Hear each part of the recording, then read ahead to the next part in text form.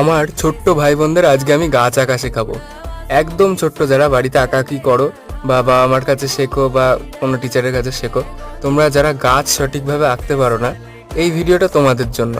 প্রথমে এরকম দুটো কার্ভ লাইন টেনে নেবে, তারপর লাইন দুটো তলাটা জুড়ে উপরের দিকে একটা ভি লিখবে। তারপর পাতা করার জন্য হালকা করে 3টে এরকম সার্কেল করবে। তারপর যেমনটা আমি ভিডিওতে দেখাচ্ছি এভাবে তোমরা পাতার দিকগুলো আঁকবে। তোমাদের সুবিধার জন্য আমি এটাতে রং করেও দেখাচ্ছি। রং তোমরা পোলো, ক্যামেল যে কোনো কোম্পানির ইউজ করতে পারো। তা আমি এখানে পোলোর রঙই ইউজ করছি। তোমরা গাছের পাতার দিকের জন্য তোমরা ডার্ক গ্রিন, লাইট গ্রিন এবং লেমন ইয়েলো রং ইউজ করবে, এবং গাছের বডির জন্য তোমরা ডার্ক ব্রাউন বা বার্ন সাইনা এবং সাথে একটুখানি ইয়েলো কার তোমরা ইউজ করবে। ভিডিওতে আমি যেভাবে রঙগুলো অ্যাপ্লাই করেছি, এখানে তো তোমার